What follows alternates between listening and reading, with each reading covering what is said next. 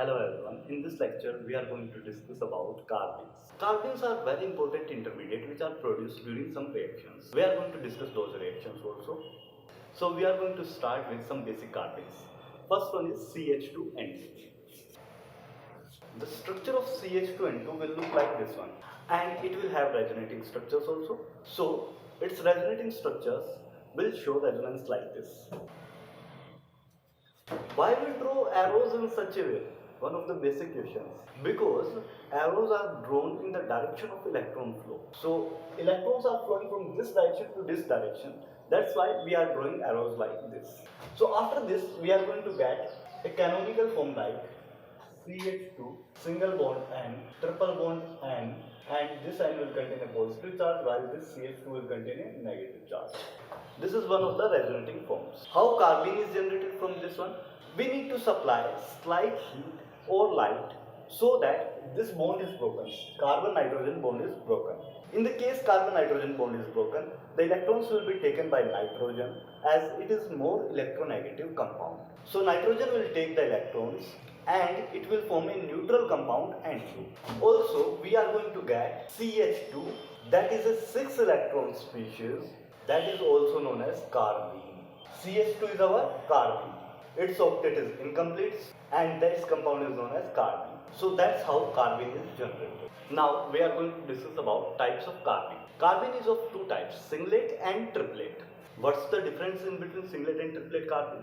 Singlet carbene contains both electrons which are present on carbon in a single orbital. Like one orbital will be vacant while one orbital will contain both electrons. Singlet carbene will have both electrons contained in one orbital only. In singlet carbene, the electrons will be contained in one orbital only, while the other orbital will be completely vacant. While in triplet carbene, the electrons are equally distributed in between two orbitals.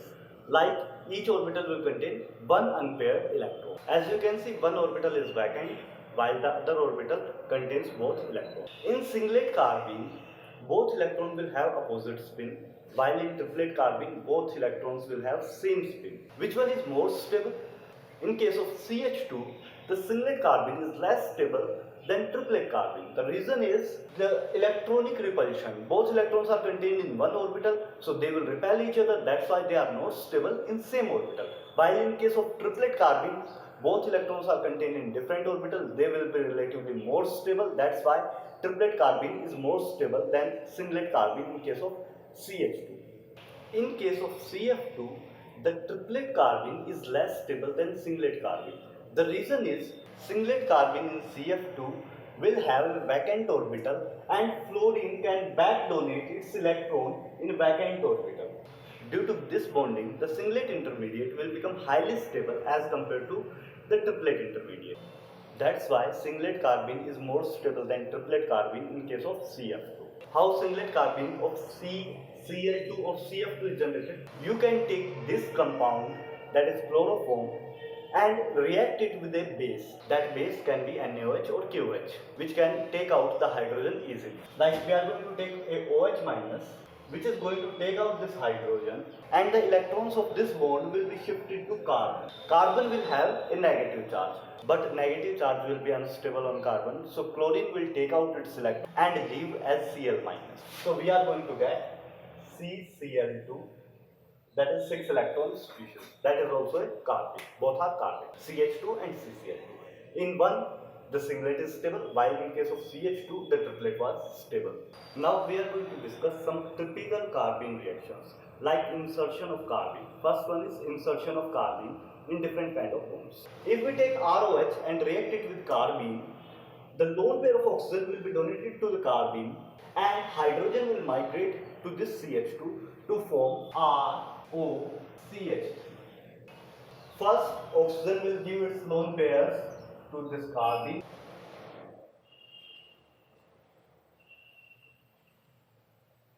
Like this. The second reaction is reaction of carbene with alkene. In this case, the pi electrons will be donated to carbene and carbene again will donate the electrons to the second carbon in such a way that we are going to get a 3-membered cyclic ring. This one will be the product.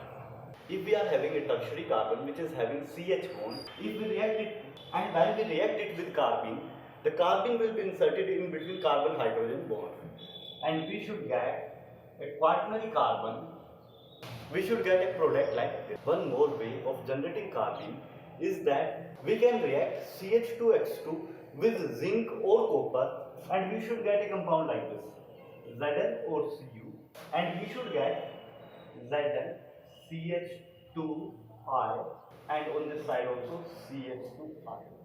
This compound will also act as a carbon. So we are concluding this lecture here. We have not uploaded any video in past 2 months because I was very busy because of family tensions and all. But from now on I will try to upload regularly. Thank you.